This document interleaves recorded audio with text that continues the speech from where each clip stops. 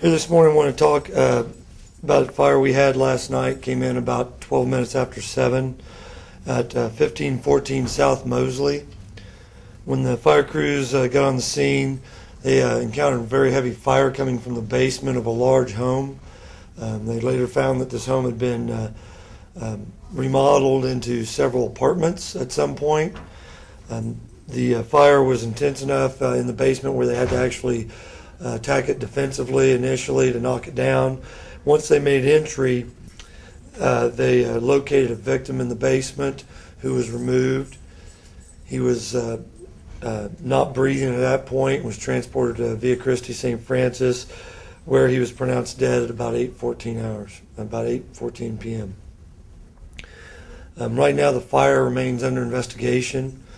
We've estimated the dollar loss at about $20,000 to the structure and not a whole lot to contents. It appears that the house was supposed to be vacant, and this may have been a situation where a homeless person was staying in the residence.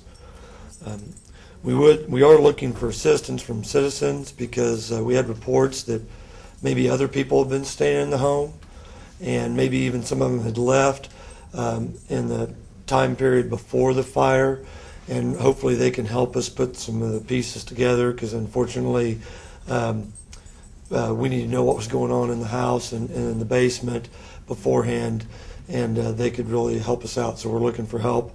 They could call the fire investigation unit at 337-9146 to contact us so we can find out what was going on before the fire occurred. The autopsy is not scheduled until later today, so we don't know anything about cause of death. There was some burns noted, but we had extremely heavy smoke conditions in the basement, and a basement is just a incredibly dangerous place for a fire, which is what prompted us to have a defensive stance initially, because it's just not a lot of options on what you can do once you have an intense fire down there. We don't want the top of the house coming down on it. Yes, I don't want the top of the house, and especially in an older house like this, the basement is a very cut up and dangerous affair. A lot of concrete stem walls and things like that.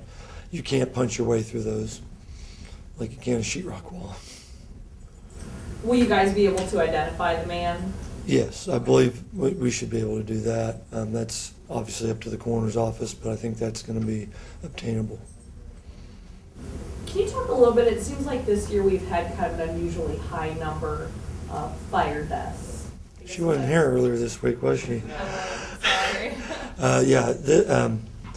If he's ruled a fire death, which I anticipate, but that's once again the coroner's job, he'll represent the 8th fire death, and if it is the person we're believe him to be, right now we're estimating about a 57-year-old male. He would be the 8th fire death, and obviously when I usually get in front of cameras, I want to talk about fire safety, but at this point we don't know what caused the fire, so trying to pick out a fire safety message for this incident right now, we just want to help let people let us know who had been in that house, what was going on, whether they were having warming fires or candles, or if there was a fight. We don't know at this point. How did you guys get the call? A neighbor.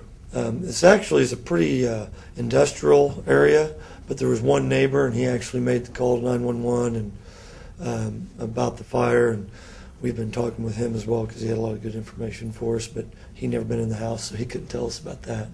And you said the basement was sectioned off. The entire house was sectioned off into like 4 or 5 different apartments, and it's really confusing what door led to where.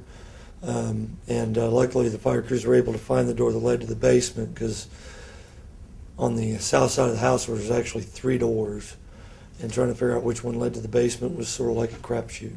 They said they heard him yelling or screaming? At one point, one fire officer indicated that they might have heard somebody yelling for help or moaning, but at that point we're talking about there was heavy fire in one part of the basement, and it made the other part of the basement inaccessible because of the smoke and the heat coming up.